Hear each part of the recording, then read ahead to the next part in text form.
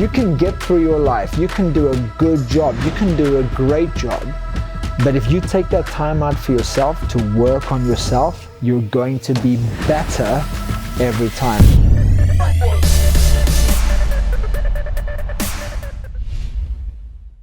You probably have heard of this idea of a stress bucket. You know, everyone's got a sort of certain amount that they can deal with, and then if you add I personally haven't, and I'm sure plenty of people listening haven't as well. So maybe tell me more about that. And yeah, so it's just the idea that we're all designed to deal with a certain amount of stress. So we're actually all the descendants evolutionarily of people who had a good stress response. You know, fear, fight or flight, the stress response came when there was a stressor. So we all ran away when we saw the lion, and we're all the descendants of those people. And so we are designed to have a stress response. And a stress response is fine in itself. So for example, like you mentioned, you're feeling a little bit nervy about the podcast. So at that point, you're feeling slightly stressed. You know, you rise to the occasion, you focus, you do all the things that like your heart might beat a little bit faster to sort of pump the blood round, your mind would have focused. You dealt with the stress and you came through it, you completed the stress cycle and you were fine. And now we're having a good chat.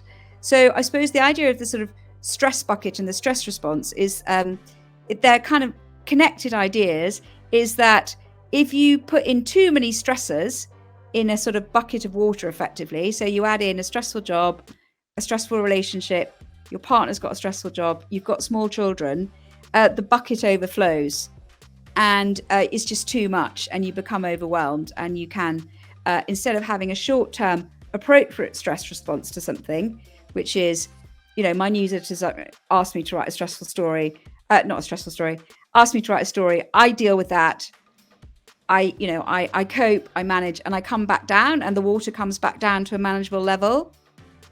Basically, the idea is that you just got too much. You can't cope and your stress response stops working effectively and you can't deal with the stressors and the anxiety that you're facing. Okay, I'm with you. Yeah. So I think, as I say, I very much took that outward approach to what happened to me before, that it was a lot about circumstances. And I think as I've got older, I've become a bit more nuanced. And now I think that it is true. People who are anxious or facing a lot of stress, circumstances do matter. But there's this big bit of us, which is how we decide to approach circumstances. So it is also what's going on inside us, the idea that for all of us, our main relationship is with ourselves. We do have a capacity to choose how we respond to these outward stresses. So in my case, I had a lot of stresses, but what I hadn't done is any work on myself, looking after myself, my relationship with myself, how I chose to respond. I mean, there were things I could have done. I could have said like, hey, you're giving me too much work. Hey, I need my mum to come and stay to look after the kids for a night. Hey, I need you, my husband, to take over. I didn't do any of that. I didn't have any sense of sort of looking after myself or self-care or how I might respond to the stressors. So I think that's how I now look at it now, that it's a bit of both. It isn't just the stress you're under that can lead to serious anxiety-driven depression, but it is also how you choose to respond to it. I mean, why do you think there's so much more awareness of it now? I mean, is it just that there's more awareness of it and it was always heavily there? Or is it, that there is genuinely more of it now because, I don't know, maybe life circumstances are making us more stressed or and again, without, let's say, trivialising certain people's, mental health issues, do you think there's jumping on the bandwagon as well with a lot of people? I think there's like the two sides to it, in that there's a lot more stress because we, for example, when we're stressed, you have macro and micro stresses. So macro are the big life events like we're talking about, divorce, death, losing a company, all these things. Micro are basically the little stress doses every single person in the Western world gets every day, unless they're Yoda on a beach. I'm late for work. Exactly, I'm late for work, I lost my car keys, the upsetting news headline, all these things. And these build up over time in the same way in your body and your mind as, the big ones do, unless they're dealt with. So our system's constantly been flooded with these things when we live in this world that we now do, where social media is everywhere and everyone's expected to be available all the time. So I think that change has really, seen an increase. But equally, when you say, you know, people hopping on the bandwagon, I think with stress, everything is completely unique to your perspective that you've had. So what might cause me stress might not cause you stress. Do you know what I mean? That kind of thing. I mean, I had someone on my podcast who said his dad was always in hospital when he was younger, and then he didn't find hospital stressful because he grew up with it. But, you know, when someone's thrown into that later in life, that's the most stressful thing they've dealt with because it's never been in their sort of like environment or their reality. Let's talk about stress in the context of, well, I mean, as I've probably told you, my audience is small businesses, wannabe entrepreneurs, people trying to kind of find their feet in life, and a lot of my content's with celebs and reality people as well. They're all suffering, different levels of stress at different points. Can we talk about some practical tips that everyone can implement, when they're struggling, and how to know when they're struggling? I mean, a lot of it is kind of being self-aware of your own boundaries and keeping them protected. So saying no when you need to actually is very important, and that balance of work life, social life, and actually just having a bit of time for yourself is important. Excuse me. Other things, I mean, people talk about mindfulness and meditation.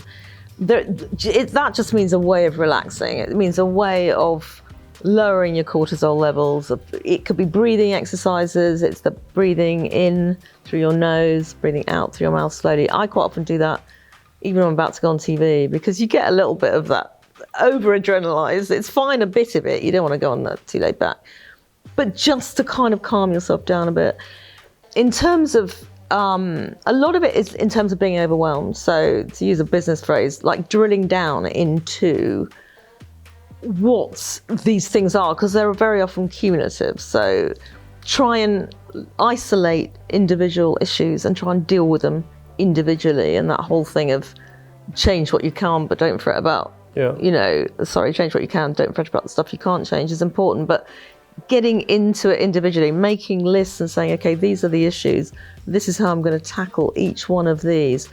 Because a lot of anxiety, high anxiety and high stress comes from that sense of being overwhelmed by it all and not being able to surface for air or to think straight.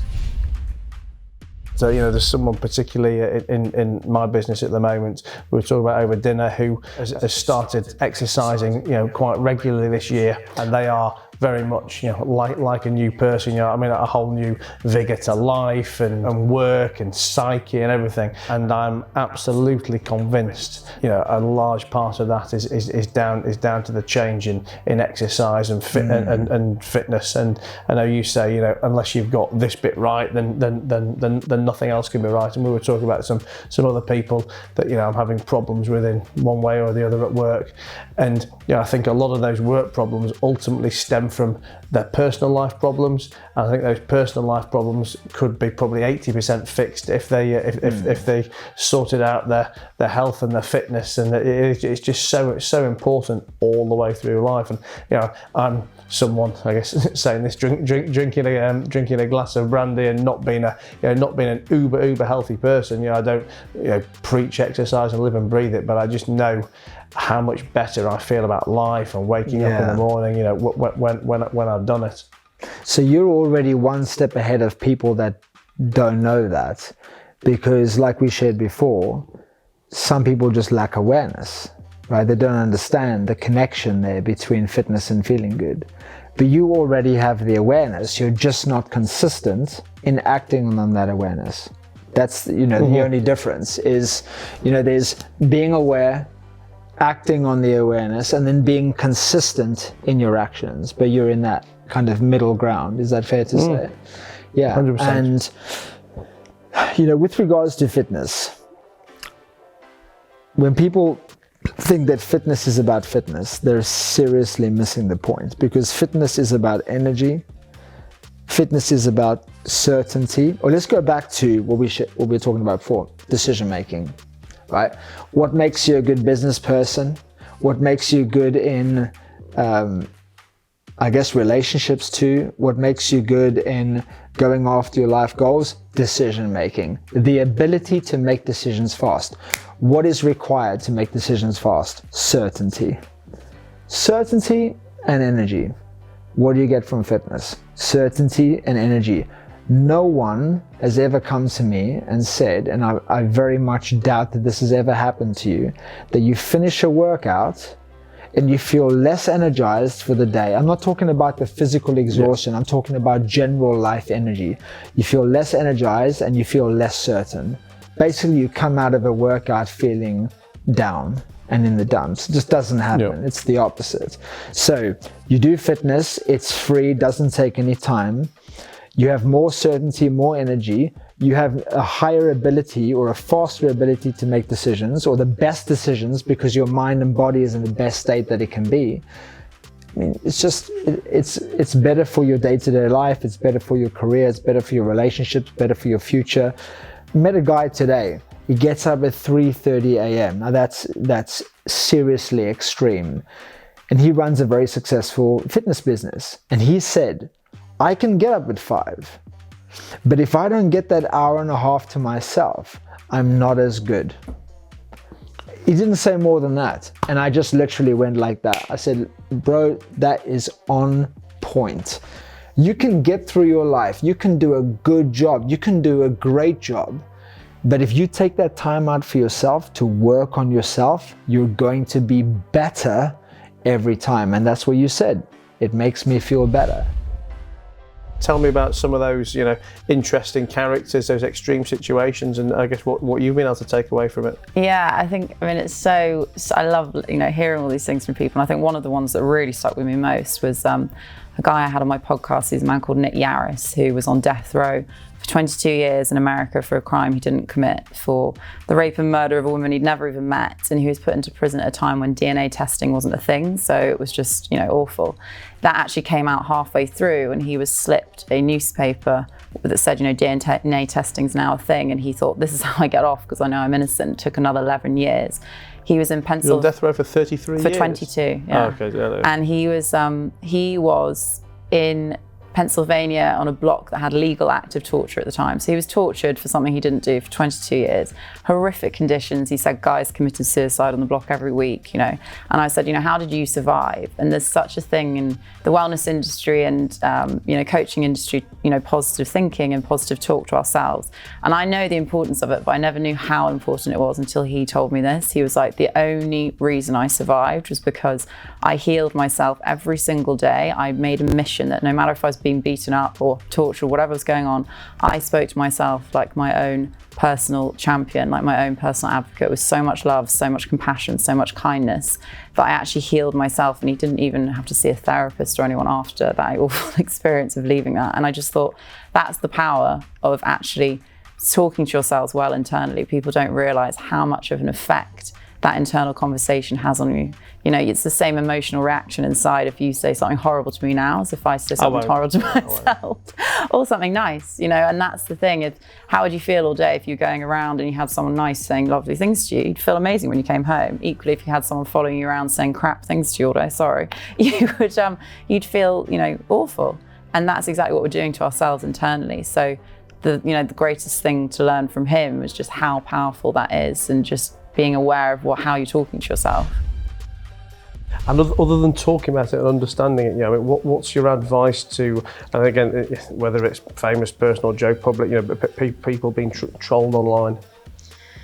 Okay, well, the standard advice is to ignore it, but I don't think that's necessarily the easiest thing to do. I think there is a need to see what somebody has said about you. We're compelled to view this. Yeah.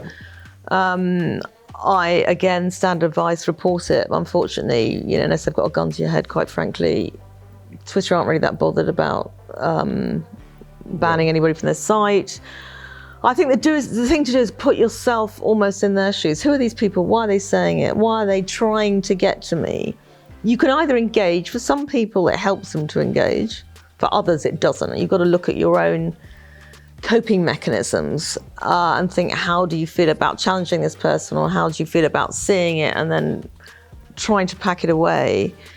It so much depends on what they're saying about you and why. What impact is this going to have on your life moving forward, or is this the equivalent of fish and chip paper? By tomorrow they'll have moved on to someone else. I mean, try and get a sense of perspective on it and take a bit of time out. You know, if it impacts you, take a day or two offline, come back on with a fresh head and a fresh view, and that sometimes works wonders. And do you think things like social media or reality TV have created is probably the wrong word, but have changed or made these problems worse, or do you just think it's the problems were always there and underlying? It's just an amplification of it. Okay, so some people after the suicides of last year or the year before now were demanding that all reality TV was banned. This was going to be the solution. Let's get rid of it all. Mm-hmm. But if you think about it, that's a kind of nonsensical. We need to be more responsible. Things like Great British Bake Off, they would count as reality TV, much more gentle end of it. But you know, you can't just throw the baby out with the bathwater.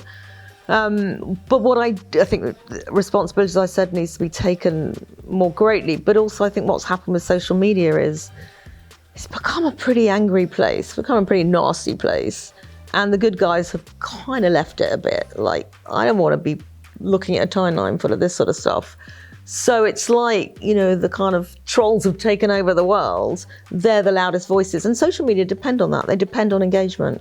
They thrive on people engaging with each other, and quite often they're controversial views. So it's almost like a self-fulfilling prophecy. Mm-hmm. You can't really change that. But you can be very selective in your own timeline. That's what I always say to people. You know, when I discovered the "you can't at me if you don't follow me" button, when I was trolled, it was just, oh my God, it was like Henny Penny. You know, the relief of not having to see this stuff come through. So there are practical things you can do, and there are psychological things you can do.